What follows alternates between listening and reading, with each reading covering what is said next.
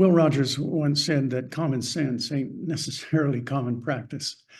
And we're going to try and show how it's possible in common practices to move from heart-breaking experiences to heart-warming experiences. And those are both very realistic. And those are both situations where we plan to show what solutions are, or what starting points of solutions are anyway. We're talking primarily about the social, emotional, contextual interaction in families and individuals, at home, at work, at play, wherever.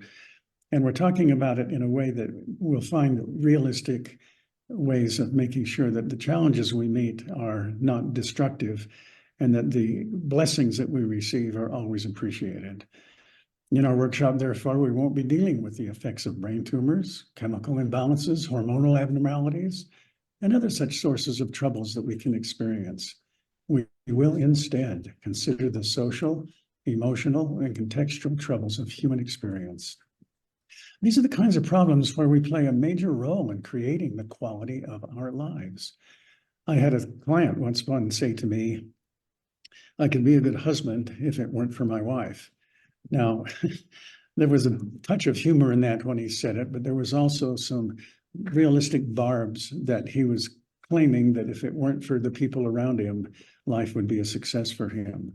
We think that's a way of undermining the starting point for a solution. So we want you to consider the starting points for solving problems and for creating blessings. We want you to consider the possibility that there are three sources of problems in life that we can do something about. That's why we have sidestepped or said that we're not going to talk about those things that we can't do much about. The first source of a problem that we can do something about is ignorance. That is, if you don't have the knowledge that you need to have to do what you're doing, to solve the problems you're facing, they will go on and on and on. The solution is to gain knowledge. That may be from experience, it may be from reading. We're going to say that it's done through telling of stories that we can relate to, that we can say, "Oh, I've been there," or "I've done that," or "Oh, yes, I can remember now. I wish I knew now what I knew back then when I created problem number 42. The second source of problems about which we can do something is lack of skill. Not very many of us are going to be Olympic tennis players, but we do have the skill to figure out ways to do what is right and let the consequence follow in our relationships with each other.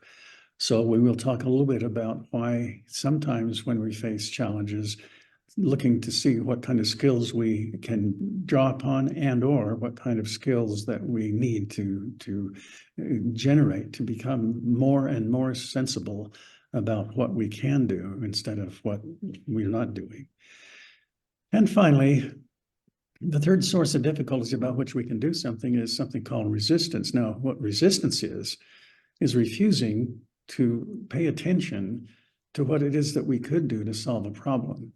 You've all heard the phrase, insanity is this doing the same thing over and over again and expecting different results. Well, resistance is an act in the present moment that intensifies the likelihood that we're going insane. That is, we are going to be contributing to the difficulties and problems that we face in ways that we probably often don't admit and in ways that we don't see any solution to. One of the reasons we will address resistance first is because two of the things we resist when we're refusing to do what we think could be a solution is that we use our knowledge to subvert our solutions, and we don't realize the lack of skill that we have that is creating the problems that we are trying to solve. So, how can we help you give up resistance? That is the next task and the next focus. Giving up resistance, you'll notice, means that we are more fundamental in making behavior change in everyday life than we are in being acted upon in everyday life. So, we want to suggest that there is another way to give up resistance, and it is by telling stories, by seeing ourselves in the role of the storyteller, by seeing how we help create stories, either for the good or for the destructiveness. So when we said we have heartbreaking or heart-warming ways of being in the world, we believe we play a major role as authors in which quality of life we experience. We invite you to consider resistance in everyday stories, some from movies, some from books on the internet, and we invite you to join with us in likening these stories to ourselves and telling our own experiences of being inspired to overcome some resistance in the light of these stories. We will ask you to share your stories anonymously.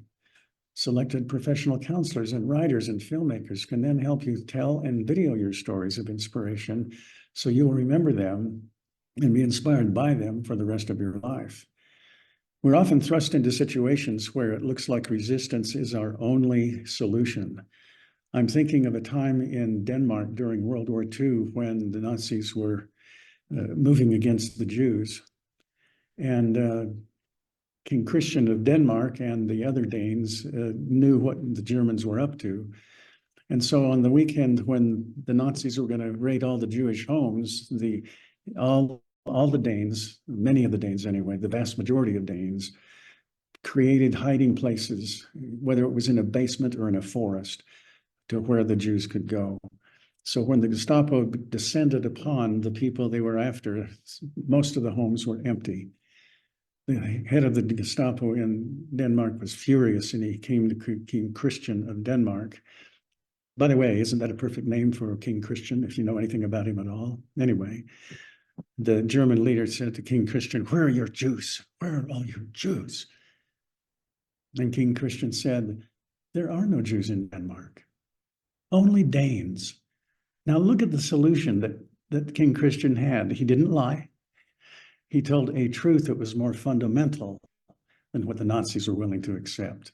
But it's a perfect example of how to get out of a situation where you could have contributed to the destruction, but instead King Christian offered a solution that the Nazi was furious about, frankly. So, how to give up resistance? What kind of material would make a difference for you in trying to solve these problems? In considering the possibilities we're going to unfold, there are two ways of approaching life, two ways of being in the world. We call one way hard-heartedness, which suggests a rigidness and responsiveness. It includes a resistance to improvement. We are inhumane. We're stuck in situations that we wish we could escape. We call the other way soft-heartedness, which suggests responsiveness, humaneness, yielding to what is needed, not resisting felt imperatives. In other words, we can be hard-hearted or inhumane with others and ourselves, or soft-hearted and thus humane and compassionate with others and ourselves. So besides movies, we'll use stories of others. We'll be anxious to have you start thinking about your own stories, because you can liken other experiences to yourself, and your own stories can be likened by others to where they can have an example that makes a difference. And then, of course, our own experiences we do learn from, unless we're viewing them and explaining them while we're being resistant. Because if that's how we recall our experiences, we are, in a way, usually justifying a hardness, justifying why we are trapped. Or we can look at our own experiences and see how we have become something better in the way we live by doing certain things with our family, with our friends, with our fellow workers, that is an uplifting behavior to all in that situation. So we're looking at those two possibilities. Both are experienced by everyday life, and both it's possible to escape them. In pursuing what I'm getting at here regarding these experiences, I want to ask a question of you. We, by the way, worked with these materials in public schools in several different states of the Union, of the USA, of course. And we asked the high school students, for example, we'd say, hey, have you ever been in a situation where you felt something was right to do? Everybody raises their hands on that. Everybody says, well, yeah, sure, okay, fine, give us some examples. We didn't just want an abstract idea about how maybe we can do something that would be right. We want to make sure everybody's had an experience there. So in the California School District, one young man that I will call Bill raised his hand and said, well, if you're talking about a situation where I did something that was right, my mother sent me to the grocery store. My dad's an 18-wheeler truck driver, and he was going to be home that day after 3 days on the road. She wanted dinner on time. She was late. She said, go to their grocery store. I want you to get lettuce and avocados, and I do not want you to dilly-dally. So fine, I go to the grocery store. I'm heading into the store trying to not dilly-dally. But who's approaching me but a little lady that I'll call a little old lady from Pasadena. She was elderly. She had obviously two bags of groceries, both of which were too heavy to be hauling out into the parking lot alone. I thought, she needs some help from someone. Now, is that what you mean about a story where you felt something was right to do? And I said, yeah, that's a perfect story. Well, we got more stories in that classroom, but then there was a second question we wanted to ask and did. The second question was, have you ever been in a situation where you felt something was right to do and you refused to do it? Bill raised his hand again with that question. He said, well, that story I told you about the old lady? Yes. Well, I didn't help her. I walked right by her, muttering in my mind as I walked back to the produce section, but by saying, where are the bag boys when you need them? And besides, hasn't that lady ever heard of shopping carts? I mean, come on, there are two solutions right there. How am I supposed to help somebody that's so, dumb about getting from the store to the car? Well, by the time I got back to the produce section, I certainly wasn't thinking about avocados and lettuce anymore. And I sort of grabbed it in a hurry because now I had been dilly-dallying a bit, came out, the lady was already gone. I didn't have a chance to help her. But now is that the question you wanted me to answer, sir? And yeah, it was a perfect question. It was a perfect answer, I mean. And that is that he could have helped her because he felt to do so, but he refused to do it. We also asked him some questions. Can you remember what you were thinking about before you passed that woman and after you were in the produce section? He said, well, yeah, I kept thinking everybody in the store was guilty of allowing that woman to get out there with those groceries in their hands that were so heavy. And that included me. So, all right. So now he sees a truthfulness about the difference between having a soft-hearted feeling to help and a hard-hearted feeling to be resistant to that idea, that story, that opportunity that was his. So we have two options in situations where we have what we will call even a moral call to do something that is right, that is something that would be the right thing to do in any situation, but especially in the situations in which we find ourselves. So we either are yielding to certain felt moral imperatives, or we can resist those imperatives. Our claim is going to be this, that the quality of our thoughts and our emotions change together. If we're yielding to them, then they are the two things that inform the way we are being in the world. If we are resisting to doing the very thing we felt we ought to do, then the thoughts and the emotions we have will justify our resistance, our refusal to do the very thing that we felt we ought to do.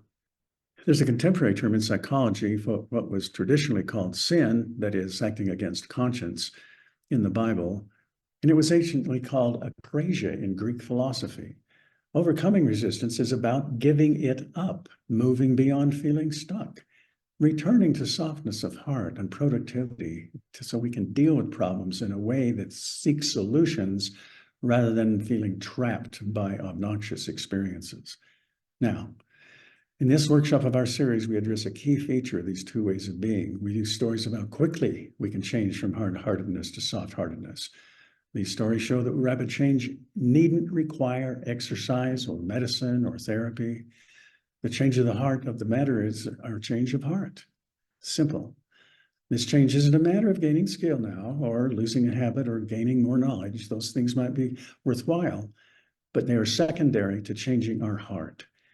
It's a matter, frankly, first of dropping our resistance to creatively respond to each other in the world.